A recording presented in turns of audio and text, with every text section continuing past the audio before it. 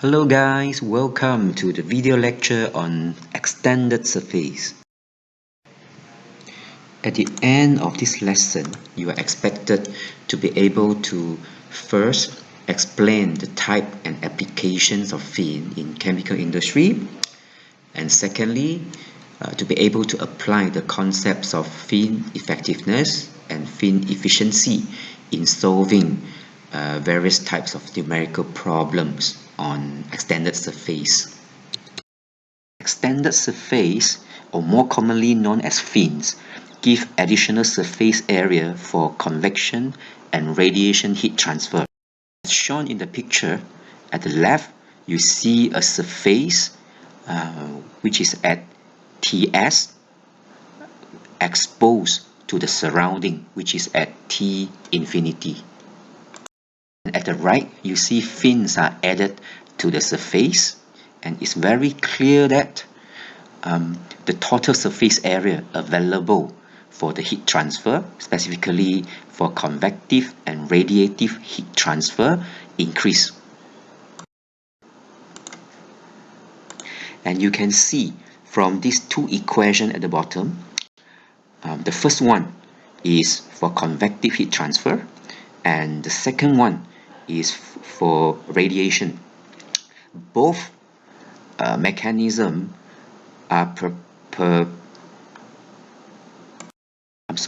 what I'm trying to say is, in both mechanisms, Q is directly proportional to A. So it's very clear that with the addition of heat transfer surface area will lead to increase of Q. And don't worry too much about this formula on radiation, because we're going to talk about radiation when we enter the next chapter. And I guess by now you have some idea about radiation already, because from the video lecture I gave you, the lecture explains about radiation actually plays a very significant role in especially natural convection. Fins are used in industry and in our daily life. Two examples are given here. On the left, you see a tube fin heat exchanger. Hot liquid are flowing through the tubes, and the cooling gas is flowing outside the tubes. And you can see there are many fins, and this type of fins is called circular or annular fins. These fins are added at the outer surface of the tubes. Addition of these fins leads to two effects. Number one, you will see it increases the total surface area for convective heat transfer.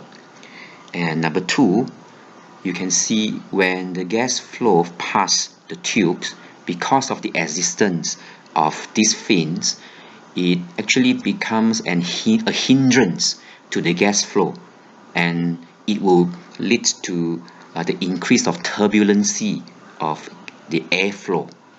And we know that when the turbulency of the airflow increase, it leads to the increment of Reynolds number, and the increment of Reynolds number will result in the increment of H, that is convective heat transfer coefficient. And we see this general equation for convective heat transfer: when air increase and when H increase, it will also lead to the increment of Q, that is heat transfer rate. On the right, you see the second example, that is a car radiator. So a car radiator is used to cool the hot fluid in the car. For example, air conditioner's refrigerant. So you see these type of fins are called plate fins. So plate fins are added to the car radiator, and it leads to the same two effects, that is the increment of total heat transfer area, and also the turbulency that leads to the increment of convective heat transfer coefficient, and at the end it leads to the same effect, that is the increment of Q. Okay, now I want to show you different types of fins. As you can see from the picture, A is a straight fin of uniform cross section. So you can see the cross section is uniform, it doesn't change with X. While in B, you see also a straight fin, but the cross section is non-uniform. So when X change, the cross-sectional area also change. In C, you see an annular fin or circular fin, which we have talked about in the previous slide. And in D is a pin fin. And actually, there are also different types of pin fin. This is a pin fin with non-uniform cross-section. As you can see, the X change, the cross-sectional area also change. And there are also pin fin with uniform cross-section, whereby it looks like a cylinder. It looks like a cylinder. When X change, the cross-sectional area remain the same. In a gas heat exchanger, where gas is used to heat up or cool down another fluid, normally is a liquid that is flowing through the tubes, there are two types of fins that are added to the outer surface, and sometimes even to the inner surface of tubes. The first type is, we can see here, is called longitudinal fins. It's actually a straight fin with uniform cross section. Second type is called circular fins. I have talked about it before. And right now I have a question for you all. That is, how are we going to decide if we want to add fins at the outer surface or at the inner surface of the tube? And now let's proceed to deriving the governing equation for fin. You see here in the diagram, this is a fin. The length of the fin is L, the width of the fin is W, and the thickness of the fin is T.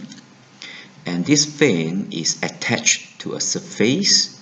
Okay, so this is a surface the fin is attached to, and the temperature at the base of the fin, or I would say the temperature of the surface that the fin is attached to, is at T0, while the ambient temperature that the fin is exposed to is at T infinity. And here you can see the base of the fin is where X equals to 0. Okay, and we learn in conduction, so when X increase, okay, we know that the temperature will decrease. Okay, the temperature decrease along the fin. Okay, when X increase, then the temperature will drop from T0 to a temperature closer to T infinity. Okay, and our derivation start with energy balance equation for element delta X. So where is element delta X? So the element delta X is highlighted actually here. So it's here, the highlighted part. Okay, and this is the starting equation. Okay, you have learned that previously. So we know that from the energy balance equation for this element X, rate of heat conduction into the element at X, okay, equals to rate of conduction from the element X, okay, plus rate of convection from the element, meaning, okay, the meaning of these equations simply meaning how much heat is conducted into this element X equals to, okay, equals to how much heat is conducted out from element X plus how much heat is being released to the environment through convection. And we have learned that in order to calculate Qx and Qx plus delta X, we use Fourier's law. This one we have learned in conduction. While for this part, heat transfer rate through convection, we have already learned in topic number 2 that the formula for Qc equals to H. Okay, this is convective heat transfer coefficient. A is the total surface area involved in the convection, and delta T. Okay, so this one here, A in this case equals to P delta X. So what does it mean? So we know A is the area, total surface area involved in convection. Okay, so let's take a look on this highlighted part. Okay, so we know that in this case, okay, so there are 4 surfaces involved in convection. That is surface number 1, 2, 3 at the opposite, and 4 at the bottom. Okay, these 4 surfaces involved in convection. Okay, and the formula okay, to make it simple, total A actually equals to delta X times T,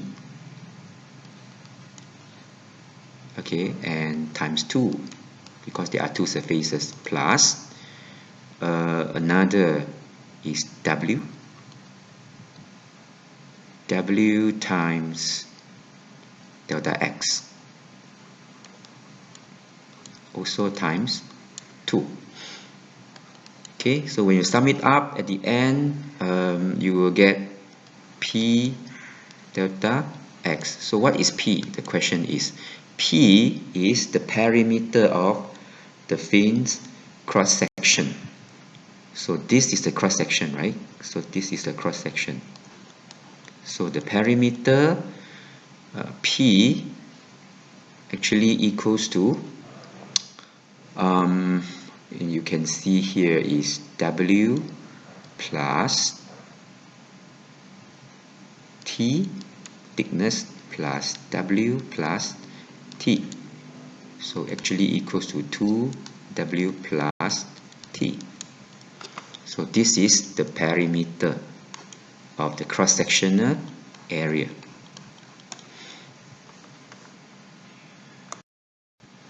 Okay, and after this, so we have reached this point whereby the governing equation derivation reached here. Okay, so this is the equation we have. So in order to solve this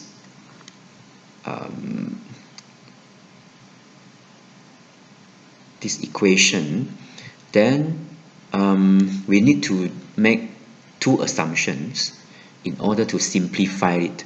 Otherwise, this equation will be too complex to be solved.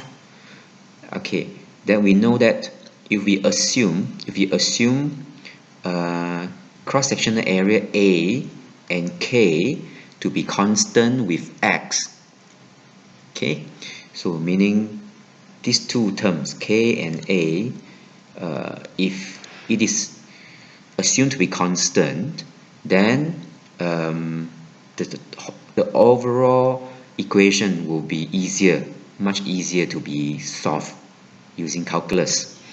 Okay, so because of that, so we make this assumption, we simplify this equation by assuming A and K constant with X. Okay, meaning this cross-sectional area, this cross-sectional area doesn't change, meaning the shape remains the same with X. Okay, and we also assume that K, because we know that we learn in conduction, K, thermal conductivity, changes with when temperature change. Okay, and I have explained already just now, when X changes, actually temperature at different point also changes. With the highest is at here, the bottom, at T0, but when we move along X, when X increase, temperature actually drops until it approaches close to T infinity. Okay, when it reaches here at the tip. Okay, so actually temperature is not constant, and because of that, K theoretically also not constant, but for the sake of derivation, so and we make this simplification, we make this assumption A and K is are both remain constant.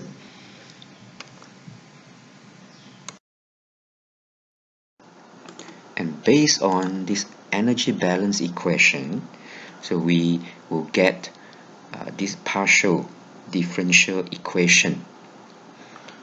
And next step is to solve this PDE based on the following boundary conditions.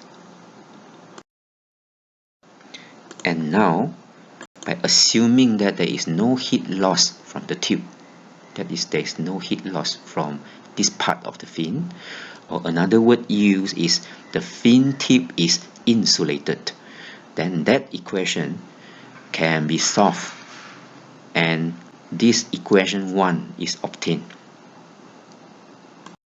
You can notice that there is a new term, M, is introduced here.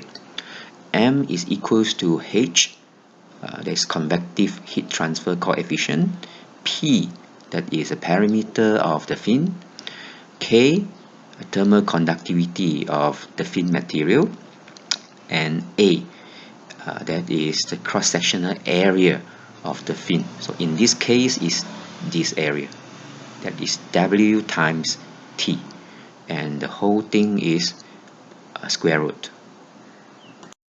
And now I fast forward the whole process, then at the end we will get this Q equals to HPKA square root T0 minus T infinity, that is a temperature difference, and this tangent hyperbolic ML.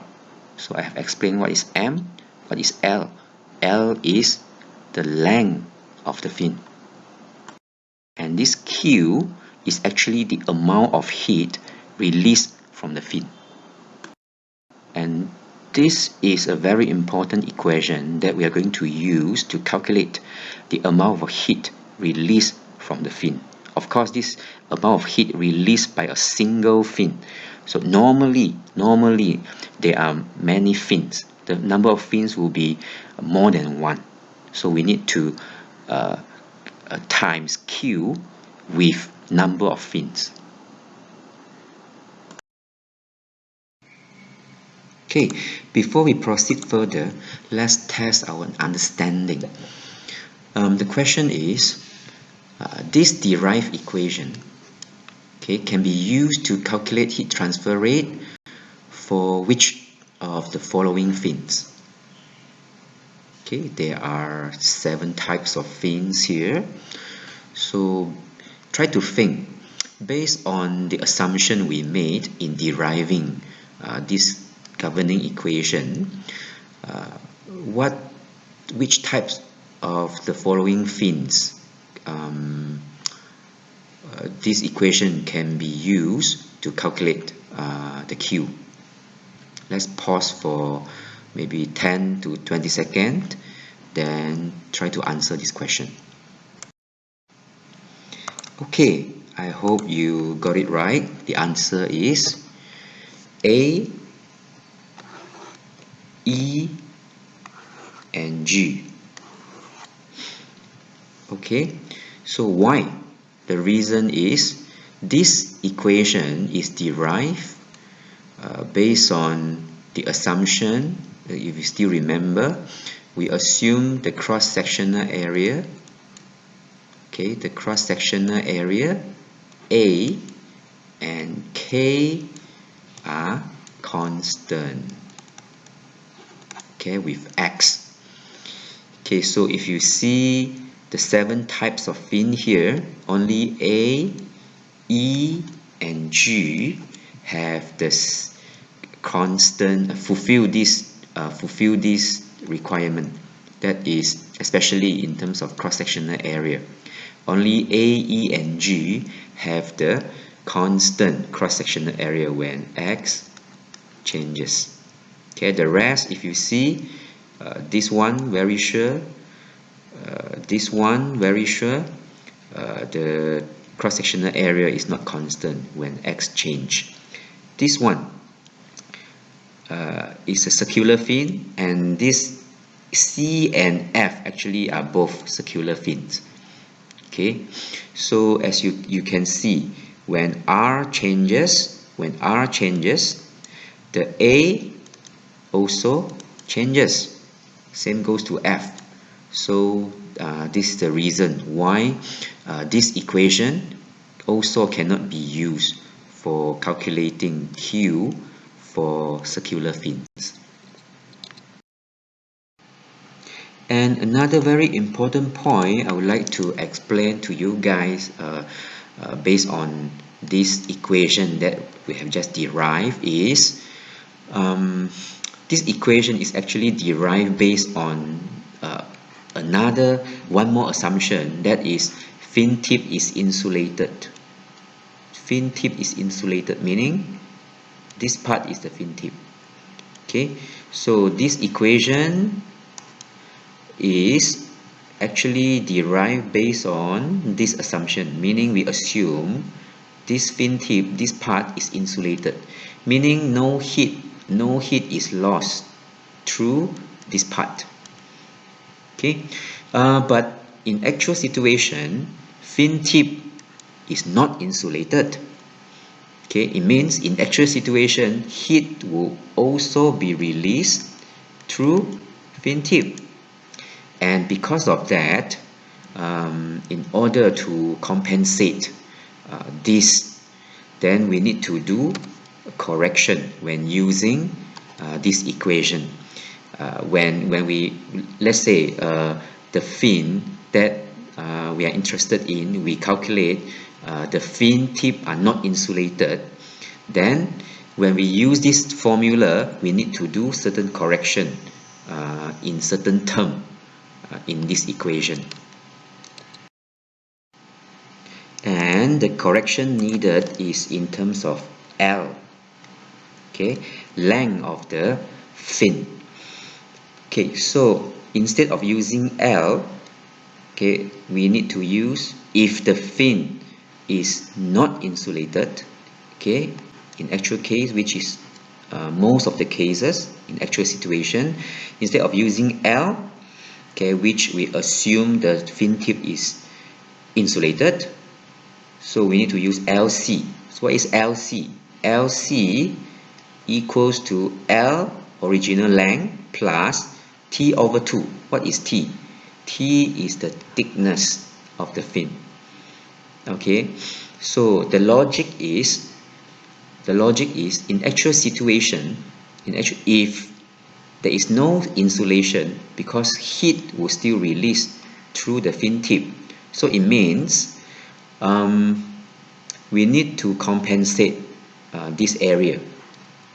We need to compensate this area. Then how to compensate? Meaning we extend the length. Okay, so from L we become LC. Okay, so it's like something like this, meaning original length is L. It's like a new tube, a new fin. The fin tip is insulated, but we add this L with half of the fin thickness, okay, to compensate this insulation assumption. Okay, so meaning in short, if the fin we calculate are not insulated, meaning this L, we need to use LC instead. Okay, as simple as that. And now I would like to introduce two very important properties on fin. One is called fin effectiveness.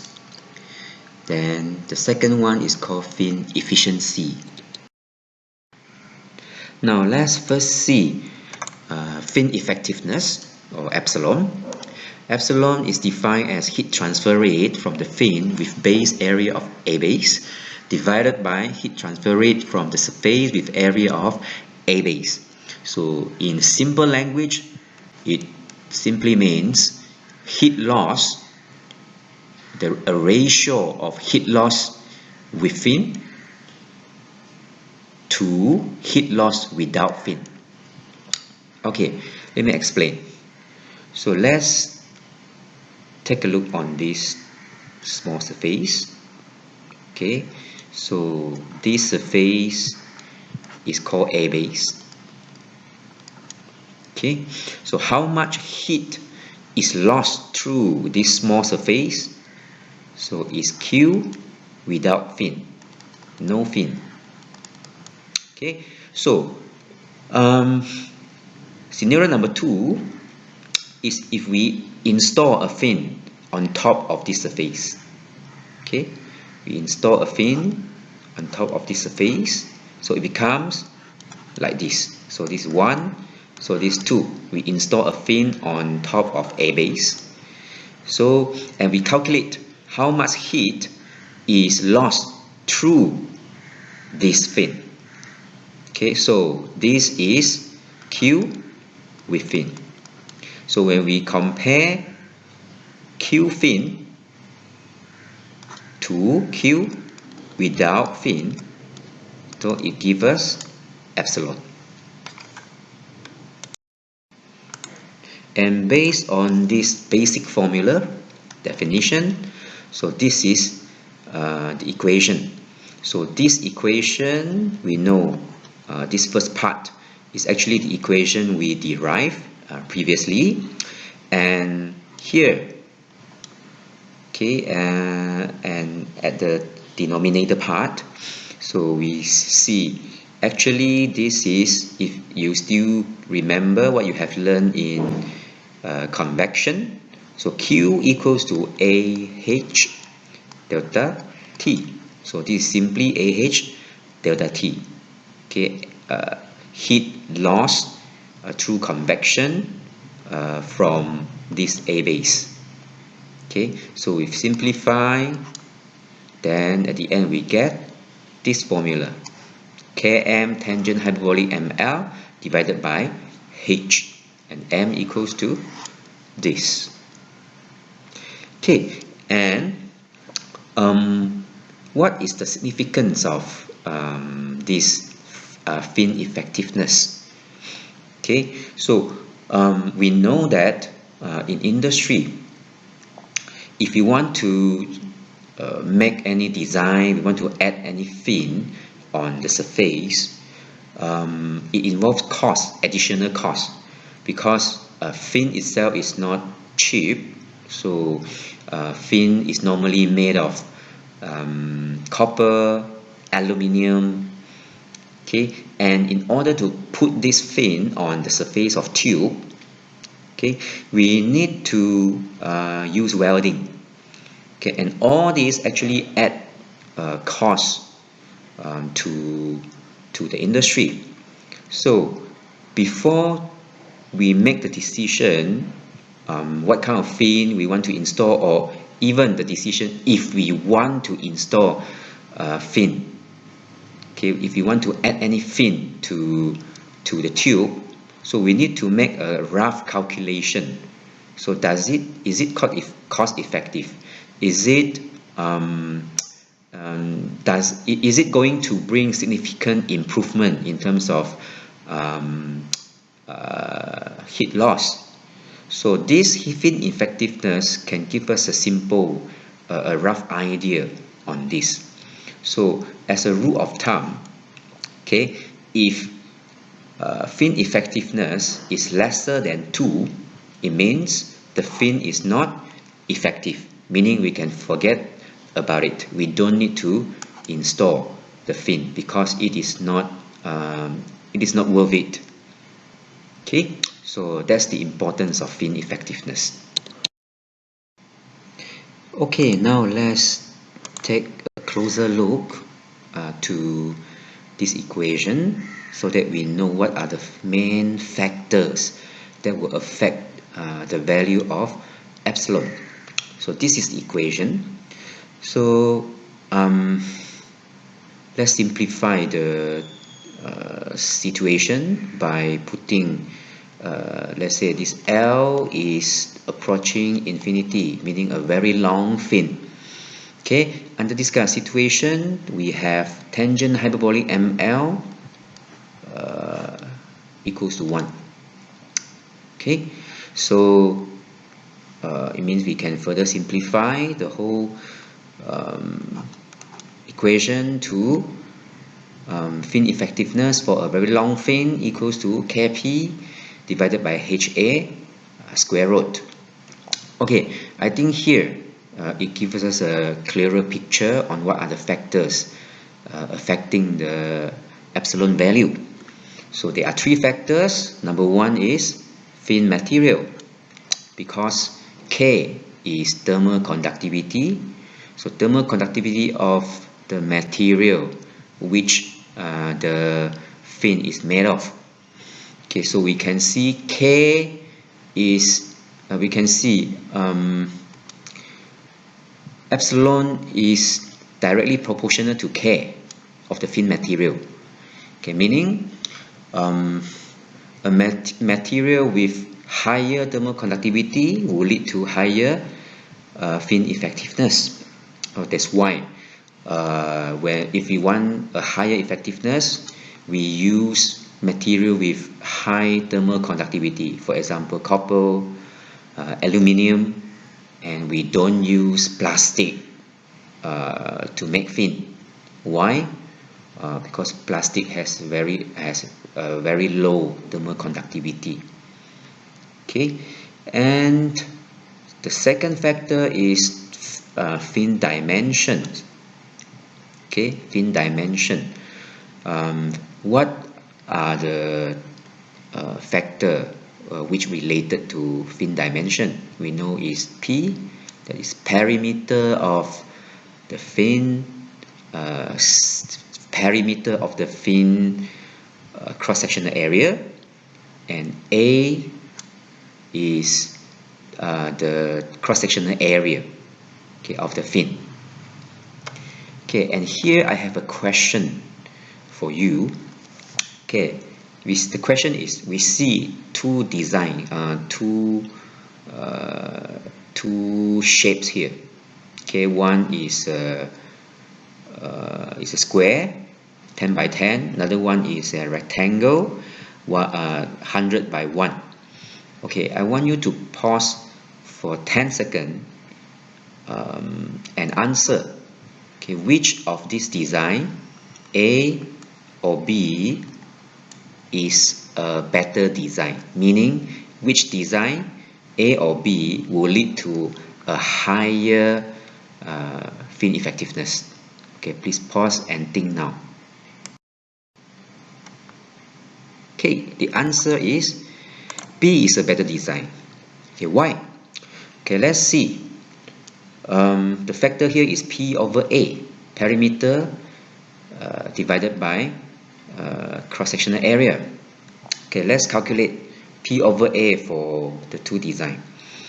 Okay, for A, P over A equals to 40 divided by 100. Okay, and for B design, the perimeter is 202. Okay, 202 divided by 202, yes, correct, divided by 100. Okay, so you can see here it will give you a higher value of P over A, and thus B is a better design, which will lead to a higher fin effectiveness. Okay, now let's see the third factor, that is fin placement, meaning where we want to install, where we want to place the fin. Okay, an example, let's say we have tube piping. So which one is better? We want to put this fin outside, meaning on the outer surface of the pipe, or it would be better if we put the fin inside. Okay, inside the tube. Which one is better? Okay, the answer is it depends on the value of H. H is convective heat transfer coefficient. Okay, so we know that epsilon is inversely proportional to H, meaning the smaller the H, the higher the fin effectiveness. Okay, so if you want to put, where are we going to install the fin? So we need to choose a part. So which, if we install outside or inside, will give us inside or outside has a lower H value. Okay, that will give us higher fin effectiveness. Okay, here is another question for you. Let's see, there are two scenarios. Okay, you have fluid inside a tube, that is air flowing inside the tube. Okay, and you have water flowing outside the tube. Okay, water flowing here outside the tube. Okay, so the question is where to put the fins? Inside or outside? Okay, try to pause for maybe half a minute and think. And the answer is inside.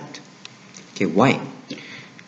Okay, I'm taking in a general.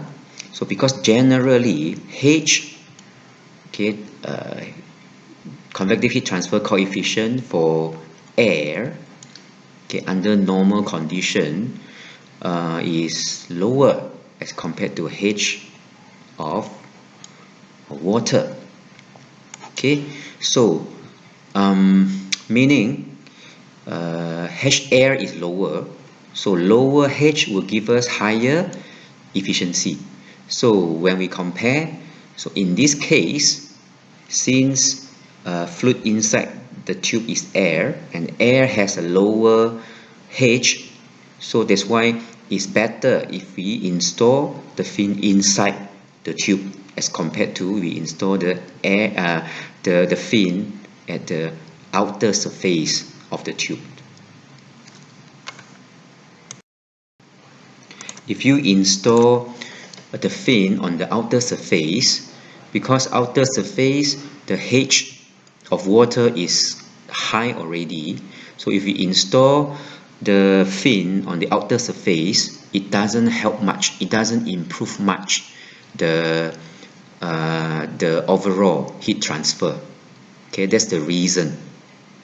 Okay, I hope you got the point. So these are three very important factors we need to think when we want to design, if you want to install fin.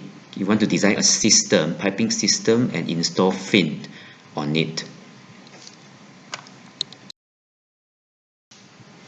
And now let's see overall effectiveness.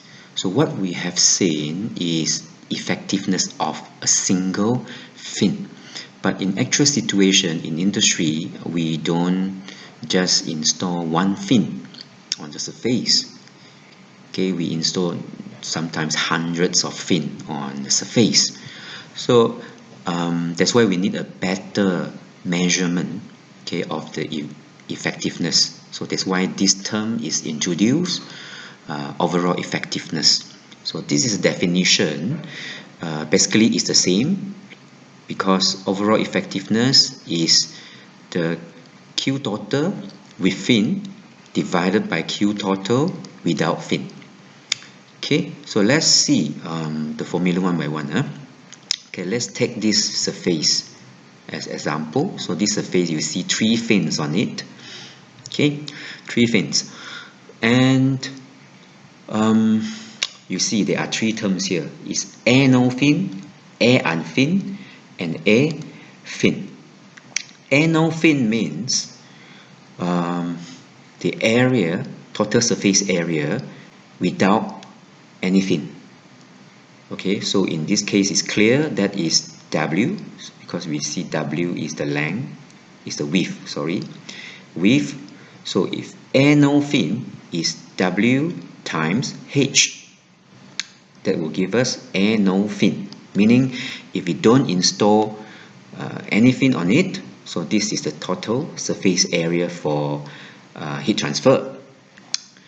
Okay, then if we install fin, then there are two areas we need to consider. One is air unfin. So what is air unfin? Air unfin is, you see 1, 2, 3, 4. These are all areas that has no fin on it. Okay, then air fin is total area provided by the fin.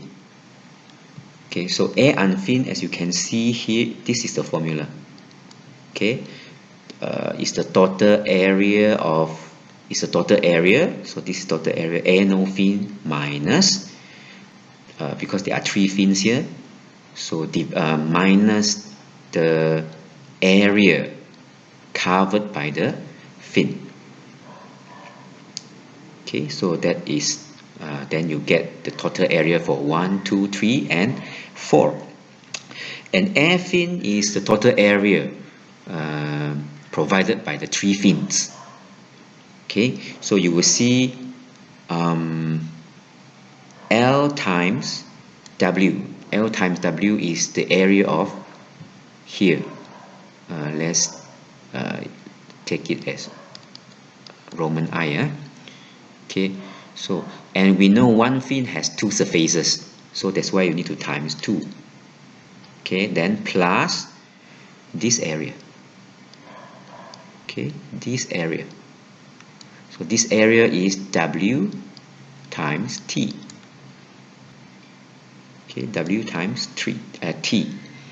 Then you get the total area of fin. So you might ask, why this area and the opposite area is not counted? Because in actual situation, so let's see. Okay, in actual situation, okay, this area should be very long. Okay, then these two areas are normally very, they are either covered or they are very less, so it's negligible. That's why we don't take them into consideration when calculating this air fin. Okay, so after understanding how you calculate these three, air known fin, air unfin, and air fin, then you can include all these in this formula. So at the end, after simplifying, so this is the formula for overall effectiveness, that is air unfin plus. So what is this? Okay, this is actually another term called fin efficiency. Okay, I will explain about fin efficiency in the next slide.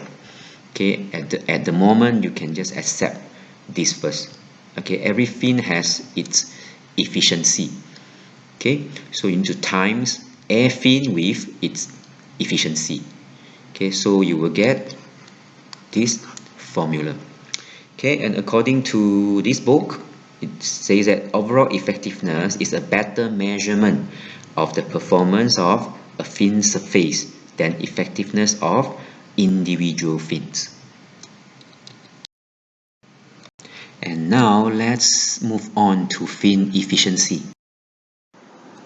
Before I proceed to explaining about fin efficiency, let me first explain to you about temperature distribution along the fin length. There are two conditions here. One is the ideal condition, whereby you see the temperature is constant along the fin length. But actually, the actual situation is the temperature change, the temperature drop along the fin. And this is especially obvious if the fin is very long. And you can see here it is given a function which describes the temperature along a fin with when x change, so the temperature distribution, the temperature also change. In general, I would say when x increase, then the temperature drops as compared to the temperature at the base, where the fin is attached to the surface. We already know that Q is directly proportional to the temperature difference. That is T minus T surrounding. So you will see when the temperature along the fin decrease, then its efficiency in losing heat to the surrounding will also decrease. And this is why in designing a fin, we also need to make sure that the fin length cannot be too long. Otherwise, it's no longer efficient in transferring the heat. Okay, so fin efficiency is defined as the ratio of actual heat transfer rate to heat transfer rate if the entire fin was at T0. Okay, if you refer to these two situations, actual and ideal situation. Okay, so fin efficiency can be defined as heat transfer at actual situation, actual condition, divided by heat transfer at ideal condition, whereby the whole fin is at the same temperature. Okay, with that, we can see the equation. So actual heat transfer rate, so this is the formula we derived in previously, and this Q maximum is Q equals to AH delta T. Okay, and further simplified it, so efficiency equals to tangent hyperbolic ML divided by ml. Okay, let's see. Now let's focus on this formula. Let's ask ourselves one question. What happened to fin efficiency when L is increased? Meaning, if we increase the length of the fin, what will happen to the fin efficiency? Fin efficiency will increase or will decrease? Okay, try to pause and think. Okay, I hope you get the answer. The answer is when L increase, fin efficiency will decrease. Why? Because as you can see from here, when L is increased, close to infinity, let's say, okay, so the denominator will be close to infinity, and tangent hyperbolic ml, tangent hyperbolic infinity, okay, will be 1. So it will be 1 over infinity. It means will close to 0. So meaning when L approaches infinity, efficiency approaches 0. Okay, it means when we have longer fin, so we will have lower fin efficiency. Okay, as simple as that. So it means, okay, now fin efficiency and fin effectiveness, we need to see them together. So if we see fin effectiveness, so we have seen previously, when we increase L, effectiveness will increase. Okay, because we have higher surface area. But when we increase L, efficiency will decrease. Okay, the reason is very simple. You see, because if you increase the length of this fin, okay, it becomes longer. When it is longer, so the temperature will drop. Okay, at the end, the temperature on the tip at the end of the fin will be closer and closer to the T infinity, closer and closer to the ambient temperature. So we know that Q actually depends on temperature difference. Okay, temperature difference between the T fin and the T surface at T ambient. Okay, so if you have smaller delta T, so it means we have smaller heat being released to the surrounding.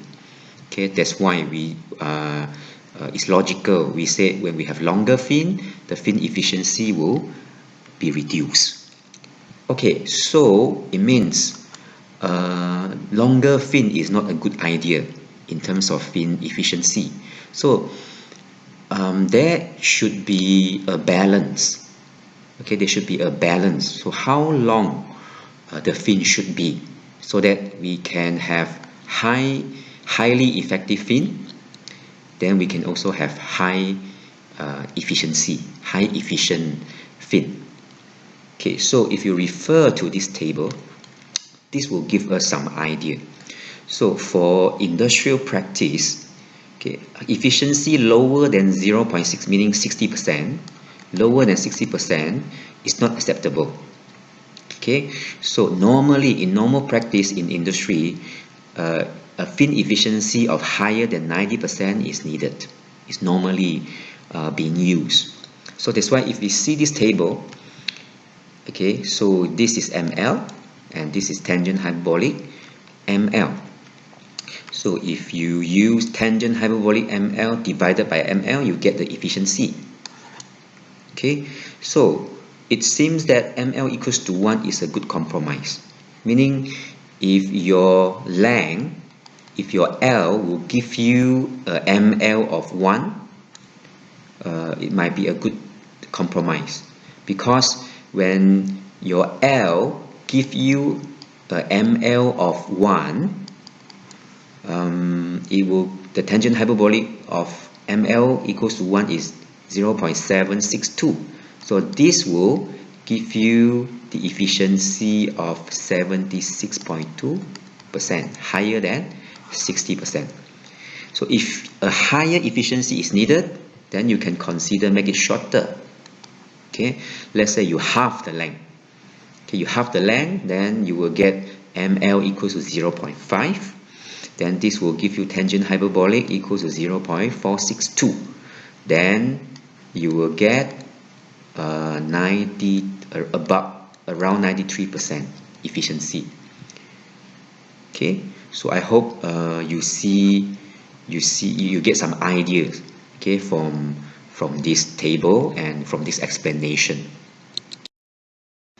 Okay, and one more thing I would like to highlight here before we move on is always remember, if the fin is not insulated, then the L in this formula should be LC. LC should be used. So we know that LC equals to L plus T over 2. Okay, so bear this in mind. So this is applicable to here and here. Okay, and here this table 3-3 give us a list of formula for calculating efficiency of fin, different types of fin. Okay, here you see straight rectangular fins, straight triangular fins, parabolic fins, circular fin, and pin fin. Okay, and here I want to highlight, so there's a question here, what is the benefit of triangular and parabolic fin as compared to rectangular fins? Okay, as you can see, parabolic and triangular fins, so they don't have consistent what do you call that, cross-sectional area when x with x. Okay, so why these two types of fins are still being used in the industry? Okay, it's because when x increase, so you can see the cross-sectional area actually decrease. Okay, decrease, not like the straight rectangular fin. So the cross-sectional area actually remain constant. Okay, with x. So the benefit of these two types of fin is because you have smaller cross-sectional area, meaning the material used to make this kind of fin is lesser as compared to straight rectangular fin. Okay, as we know, we have learned that temperature, when x increase, temperature of the fin surface will decrease. So meaning the later part of this fin actually is less efficient in heat transfer, in dissipating heat to the surrounding. Okay, so if we can reduce the cross-sectional area of this part, of the later part, it actually, because this part is less efficient in releasing heat to the surrounding, so by reducing the cross-sectional area, so we can use less material in making the fin. So meaning in terms of saving, in terms of cost reduction. Okay, so and another thing I want to highlight here is circular fin. For circular fin, we know that circular fin, when the cross-sectional area changes with R. When R increase, then A cross-sectional area also increase. Okay, because of that, you see the efficiency of the fin formula is quite complicated. Okay, because A depends on R. Okay, so and you see this term K1, I1, K0, I0. Okay, so you see this C2. Okay, so this is the formula. So how to get this K1, I1? Okay, I will show in the next slide.